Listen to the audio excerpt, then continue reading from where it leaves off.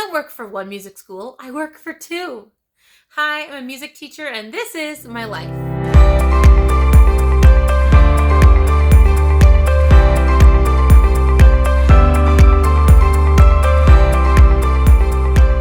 Welcome back to the channel, everyone, and welcome for those of you who might be new here.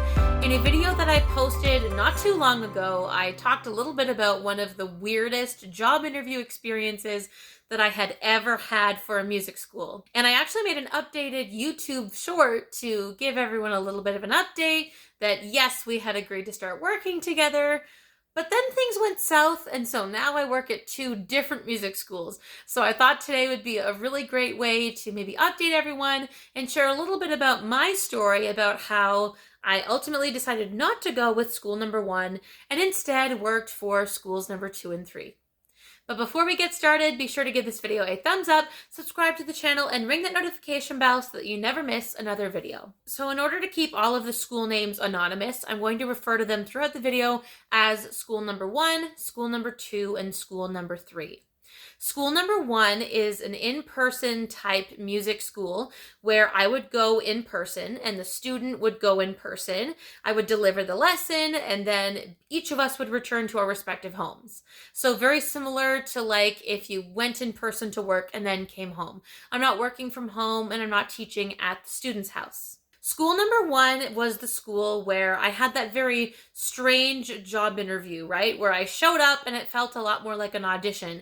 He asked if I could play something on the flute and they didn't ask me in advance to prepare anything. I was caught completely off guard and there was that weird like, oh, you really weren't prepared, were you? That kind of weird feeling. I'll leave it linked in the description below if you want to go check out the video where I break down that story fuller.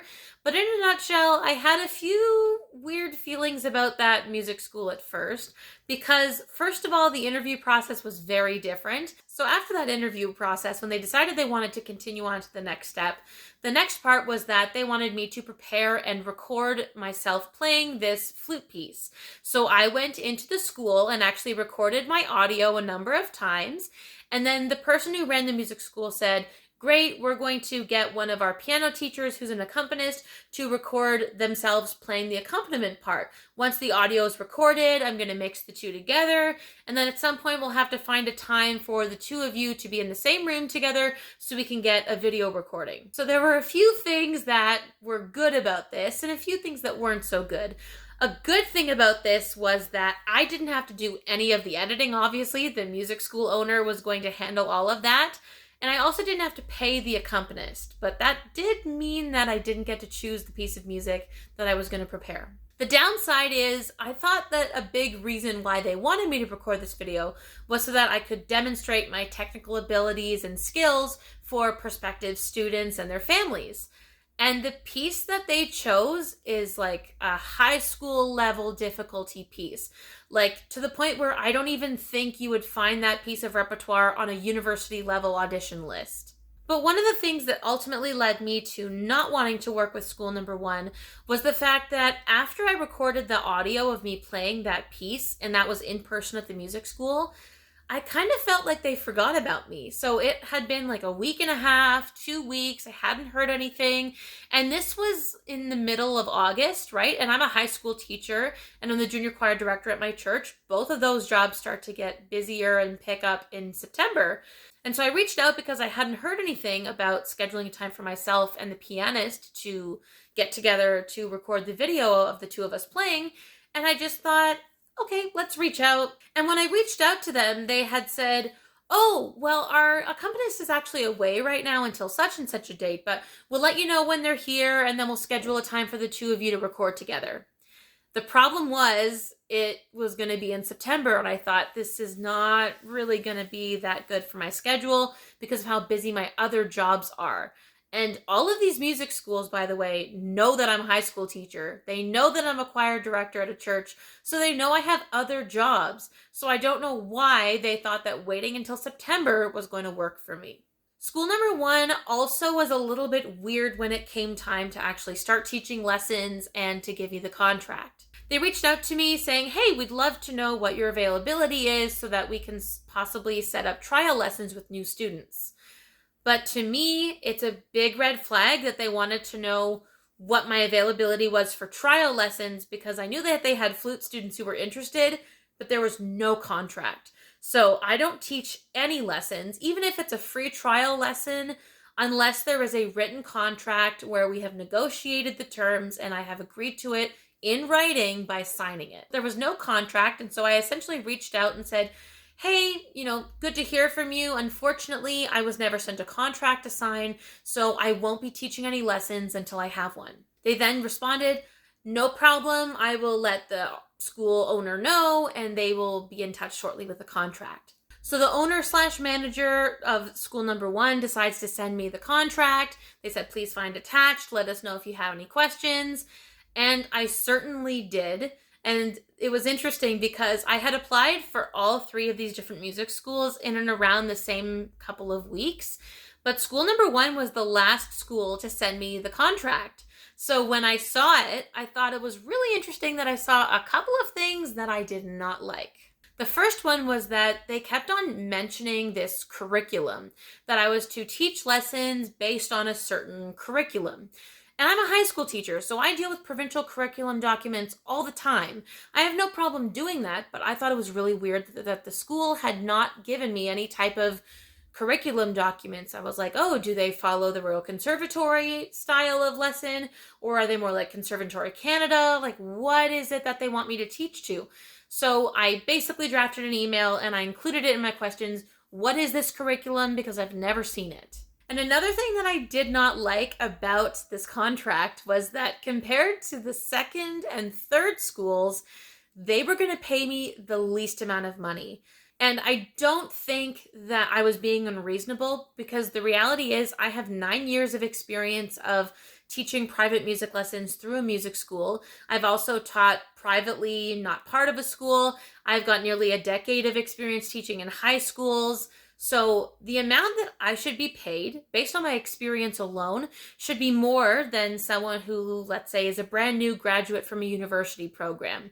And that's not me being egotistical, right? I did some research about what my fair market rate was and what a fair split would be between a music school and myself. And it wasn't a dollar amount in the high 20s. So you can imagine in this email that I sent back to them, hey, so what's going on with the pay? Is there any wiggle room based on my years of experience and my education? A fairer market value would be this, especially if I have to teach with this curriculum document. And the last thing that I noticed was their non-compete clause, which said that I wouldn't be allowed to teach at other music schools or take their students with me if I left. Now, not stealing students is a very common thing to see in those contracts, right? If the school is the reason why I'm able to connect with this student, then it makes sense for the school to keep the student and just find a different teacher if I were to ever leave. That part's normal, but not being able to teach at other music schools was a red flag for me.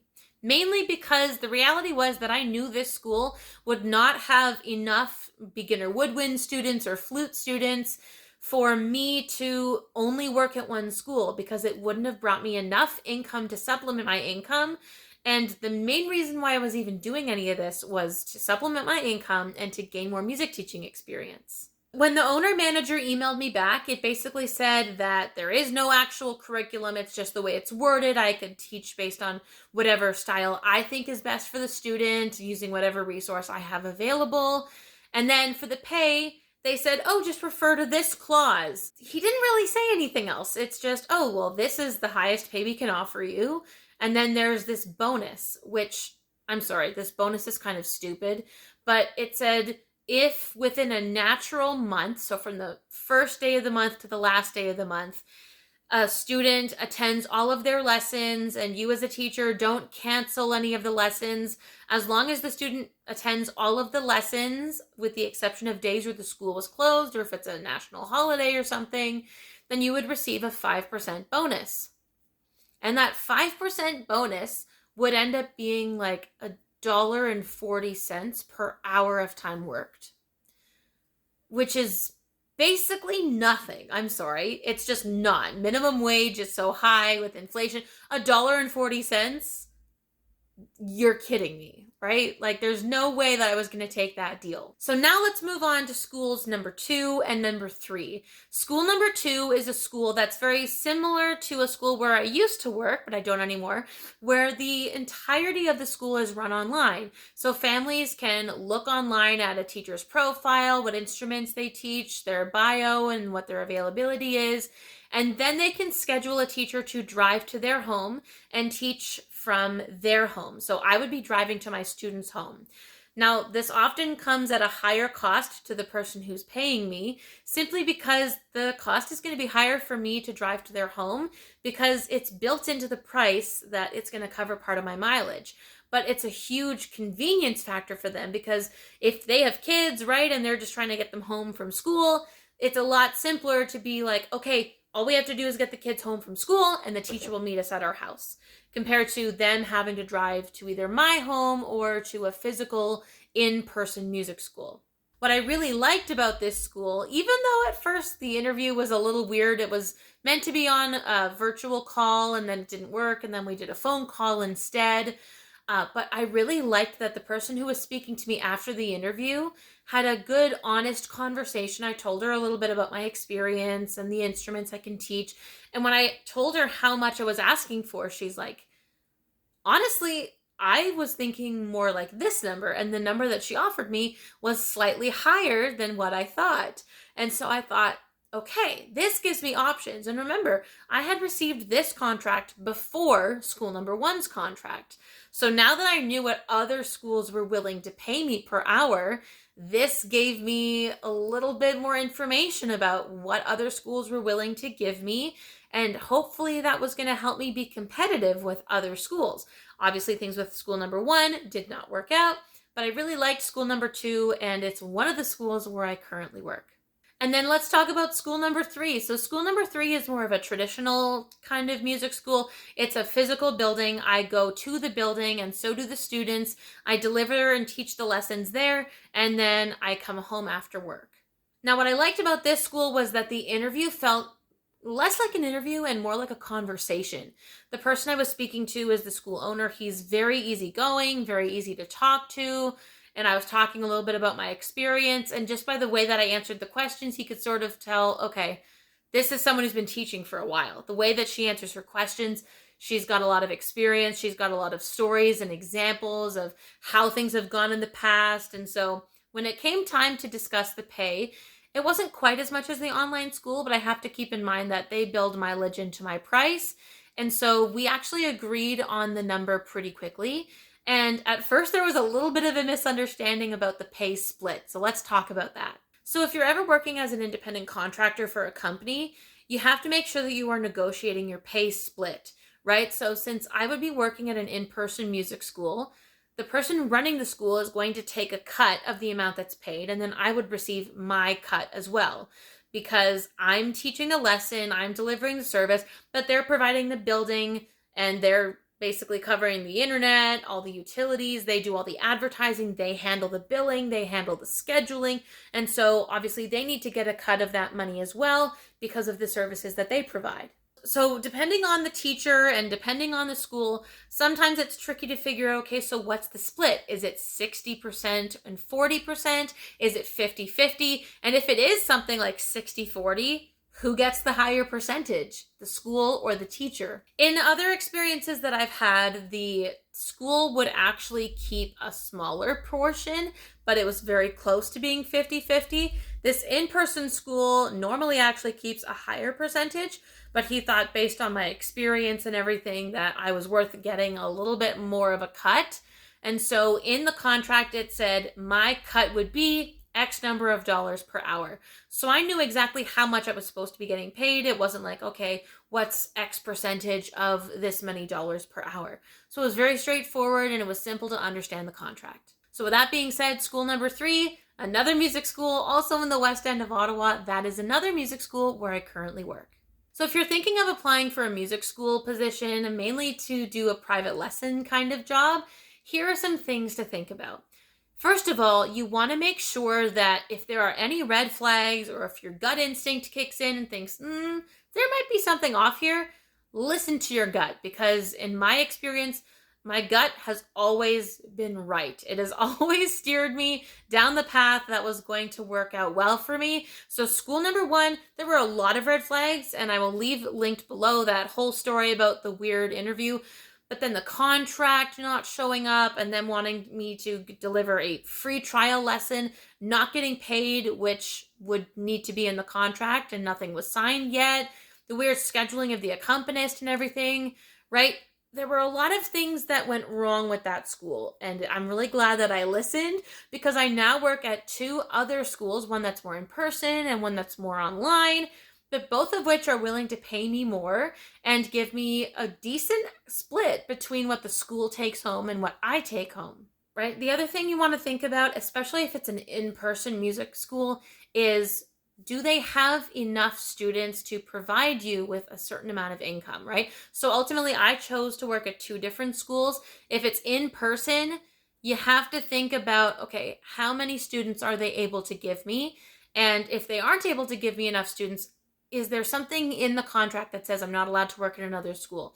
Because some contracts say, oh, you can't work at another music school that would interfere with our business within, let's say, 10 or 20 kilometers of our school. If that's the case, then you may not want to choose that school, because you may want to work at multiple different schools to get some more money. Maybe you're someone who teaches an instrument that's very high in demand. Things like piano and voice are very popular, and you're like, nope, I could work at one school and they would likely have enough students where I could make a decent amount of money. So like I said before, I don't work at one music school, I work at two. Thanks so much for listening to my story. If you found this video interesting or helpful, be sure to give this video a thumbs up, subscribe to the channel, ring that notification bell, give us a follow on Instagram, and let me know in the comments below. I love hearing from you all. What other kinds of videos would you like to see on this channel? With that being said, I'll see you right back on the channel